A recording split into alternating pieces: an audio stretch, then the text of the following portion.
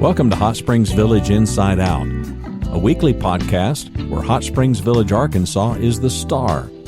Join me, Randy Cantrell, and my co-host Dennis Simpson as we discuss the history, facts, people, places, events, lots more surrounding Hot Springs Village, Arkansas. Visit the website at hotspringsvillageinsideout.com. Joining us today is Clara Nicolosi. Clara is the owner-broker of RE/MAX of Hot Springs Village, Arkansas. Hello and welcome to Hot Springs Village Inside Out with my co-host, Randy Cantrell. Inside the greater Dallas area. You catch me off every stinking I throw time. him. It's like he doesn't know we're recording. No, You're I the know, one that hits and I know my name. It's not like I don't know my name. I'm just a passenger. I'm hoping he'll just keep on going. But and you know what? Bless his soul. When I'm on one or two things, Clara, if I've had Sudafed or if I've had progesterone for my sinuses or whatever, I told him the other day I thought I sound like Daffy Duck on Quack. I was talking so fast. So bless his soul. He's got to catch up. He's got to keep up, and it's hard. And we have the lovely Miss Clara Nicolosi with us today. Clara, how are you? I'm doing great. How are you, Dennis? Wonderful. And it's late summer. We're August 18th, Randy. We are. And it's a beautiful day. It's we've had a 2021, by the way, for those of you that are listening in the future. 2021. That's how the evergreen thing happens. And it's a mid 80s day. It's not the blistering 95 and no rain and whatever we had. You got rain coming if you don't have it, because we've had rain for 2 days in Dallas, so it's coming your way. So let me get this straight. So you've packed it up and it's on a FedEx truck over here, right? Yeah, I don't know about FedEx, but it could be on a slow boat to you know where, but it's headed your way. Let's talk about a faster boat, Miss Clara. How's real estate in Hot Springs Village, Arkansas in August of 2021? Well, Dennis, you talked about the temperature being hot outside. Well, it matches what our real estate market is right now.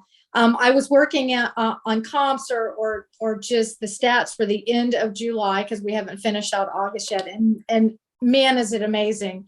Some numbers that are impressive to me. As for the entire year last year in 2020, we had 85 new construction build permits put in with our Property Owners Association. At the end of July, we had 85. At the end of July. So really? We are far ahead of schedule. I think we were 40% up in new builds. We're 50% up in vacant lot sales.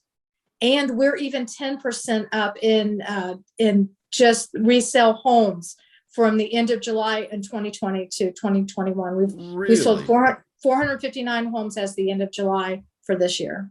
Clara, is that even eclipsing pre-pandemic numbers? Oh, yes, sir. Well, our pre-pandemic numbers weren't the highest. We were on a upward trajectory, moving up, and last year was probably the most amazing year that we've had in a long time, and we're outpacing that right now this year.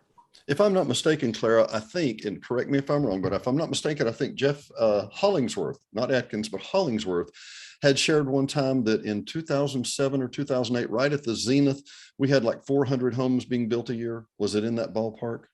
Yeah, it was just under 400. We were putting new construction homes out, but that dropped drastically. I mean, we were down in the 30s and 40s at one point in time. Yeah, it just fell off the chart. It fell off the chart like it did everywhere else. But no, Randy, I was just trying to give you a perspective. Frankly, since 2007, so for the last 15 years, it hasn't been like this at all. And as Clara said, it was on an upward trajectory, but it wasn't, like it is today. And so there's a couple of things. Everybody I talk to about real estate says, well, there's nothing for sale. And that's true, but it's not, isn't it? Because it's just turning so quick. Well, it is turning quite rapidly, and we are starting to see a little bit of inventory pickup. And when I say a little bit, I'm talking a little bit. I pulled numbers yesterday, and our MLS said there was 71 homes on the market. However, that's a misnomer, because many of those homes have escape clauses or take backup offers, meaning there's a contract on them. We just have some reason that they're not in the under contract area. We had just over 30 homes on the market as of yesterday when I pulled stats, and that's a better number than we've had. But it doesn't compare to the 475 that we've had in the past. I'm married to a CPA. Give me some history of the seasonality, Clara, because here in a market like Dallas Fort Worth, because you got school systems and things to consider, and And because of the demographic in the village, I'm just curious. I don't know. I've got suspicions. Is there a seasonality? Is there a month that typically, historically, is just it's red hot, and other months that are just dead as Ned? Or well, we're interesting just because we are the unique Hot Springs Village area. We track every month pretty well. I mean, we have a good selling season year round. Our summer months and our fair weather months seem to track a little bit better. But an interesting note that I track every year, and whether it's in long-term rentals, nightly rentals, or even home sales, the 2 weeks surrounding when school gets in session each year seems to slow down, but that's not even happening this year. Really? It in the past, that I don't know if it's in our community, grandparents not traveling, or folks staying home because schools are children are now in school. I'm not sure what causes that, but that's not the same this year. The market's hot. People are here. People are buying. I think some of those who have been looking and couldn't find anything because of our lack of inventory are reaching out again as well. So it's a win-win. Wow. Another realtor, there are other realtors in the village. We're not going to mention their names, but there are others, had told me that, and I asked the same question, Randy. I'm like, well, it's just, April to September or whatever. And she said, no. She said the only time they slowed down really for her was in February, but that even January was good, that even December was good. And I look at my short-term rentals, Randy, and I'm like, well, okay, we have surprise. One of our highest months is November. Oh yeah. Well, the very end of October, early November is our leaf peeping season here, and it is beautiful. But the whole month long, by the end of November, we don't have any leaves and it's kind of rainy, but it's still pretty. It's still beautiful. But that's one of our best months of the year. It surpasses August. And then January is okay, but February, like for us, just drops off. And she said that was what a lot of realtors were seeing everywhere, which I thought was phenomenal. So if I were calling and I said I wanted to see a house, you would have about 30 you could show me today. Is that right? In that ballpark?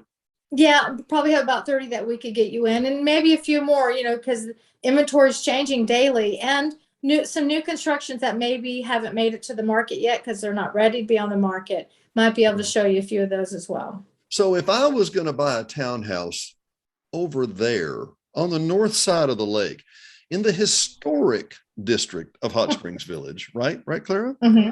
I would get a bargain, man. What are you talking about? Or I would pay $380,000 for an 1,820 square foot beautiful home built on a point on the front, on the lake, with literally 270 degrees down and right on the water. I'd heard that was the second highest price ever paid for a townhouse. Is that what you had known? Or well, townhouse prices are peaking right now. All real estate is selling, but you can't get a better bargain to be on that pretty of an area. And Lake DeSoto was gorgeous. The townhouse had been completely remodeled and it was move-in ready. It's everyone's dream. It really was. And Randy, we had the townhouse show the other day where I was massively wrong about some things, but on this I was right. Most townhouses do not. Only massively wrong about one thing. I was only just about, and maybe I was the vice chair of the Townhomeowner Association. I should have got that one thing right. You should have just kept that under your hat and kept. Yeah, going. Probably. But my point being, the vast majority of townhouses do not have covered parking or a garage or whatever. And that one did. There's actually another one right over here that does. So the variety of, just because it's a townhouse, it's not the quadplex or the triplex that you might think of. This is a standalone home with covered parking and gorgeous, simply gorgeous. It was a beautiful home. What do you see coming up? And by the way, you mentioned lots. We're seeing some traction on lots too, that I had heard that the market had really cooled down because of the lumber prices. And now that the lumber prices are kind of trickling back down, maybe people are stepping back up and going, yeah, we do want to build that home and we will buy a lot. Is that what you're hearing? Well, I haven't seen the trickle down on the new construction or the build. I think folks were holding their breath, hoping that the prices of lumber would come down before they had to commit to a price for their home. And we had some issues of some who had already committed to a price point and the lumber prices raised up astronomically. I mean, that was also a problem as well. No, new construction is still ticking along just fine in our community. People are still looking for the perfect lot to build and that perfect solution. You buy an existing home or a resale home, you have to go in and make it your own. You go buy a brand new home, it's already exactly everything you want, or as close as you can get it. So there are some upsides to buying that brand new home. Yeah. I actually, just on a side note, and tomorrow, Randy, we're going to interview Jeff Harrington, who owns Village Hardware. And he was telling the other side of having a spike in lumber prices. Lumber prices are now falling. And guess what, Randy? His inventory he's got sitting in the warehouse. It hasn't fallen yet. He had to buy it at the higher rates. So it's riding a roller coaster. I guess we're all riding that at this time, right, Clara? Yeah, we're all riding. It doesn't matter what walk of the home industry that you're in. We're all in this, and we still have supply shortages. Try to find appliances, try to find windows, anything like that is taking a while to get the right inventory, find the builder. I still think it falls back to a labor pool shortage. Yeah, I can see how those would be associated. Randy, did you have any other questions about this, or we kind of covered? No, I'm assuming, Claire, that the migration, I'm curious about the migration, and I know we've taken too much of your time. We promised to kind of keep this brief for you and for our audience today. But the migration, I mean, here in Dallas-Fort Worth, of course, it's a whole different thing. However, I'm hearing all over the country people that are migrating from economies that were vastly different. I'll use the prototypical example of the San Francisco Bay Area, where somebody can cash out for gobs of money in what most of us in this part of the world would think, well, that's just a little modest house, but now can come to a place like Hot Springs Village with cash in hand and live like kings. I mean, is that impacting the market there? And have a bidding war for really nice houses, right, Clara? Oh, absolutely. And I still think, we're a melting pot from all over the country, but I do think we appeal to those who can get a good dollar value out of their house. The downside is houses cost more to purchase right now, but that goes hand in hand. If you can sell your house, you'll make a little bit more money right now as well. So the dichotomy of the sales and have to buy process is there now. But I do think, we do attract those that can put some money in their pocket, can sell a little bit higher, can maybe reinvest their money in multiple ways, or come here and buy a home to live in and maybe an investment property to go with it. I think we're very attractive in that way. More cash buyers today than ever? I can't say that. I still see plenty of loans. Purchase money is still down. It hasn't inched up yet. And it's expected to start inching up towards the end of the year. All the financial gurus are saying that it's expected to, but it hasn't. So when you can get money under 3% to buy a home, a lot of financial people are saying, do that. Don't pull your money out of where it's safe. So let me get this in, and this is really kind of comes down to financing. If I pay a little bit more for the house than I wanted to, but I'm getting it at 3% money, is that still kind of an offset maybe? Could be, but it depends on what you want. I think it all comes down to what we want and the house that we want. Can we get it? And sometimes we're willing to pay for that, whatever that might be. And I want to make you touched on this, and we've never talked about this. Tell me about the cyclical nature of townhouse values. I mean, is it a roller coaster all the time? Is it relatively stable sometimes, or what? I think townhome prices are cyclical only in the demand for real estate.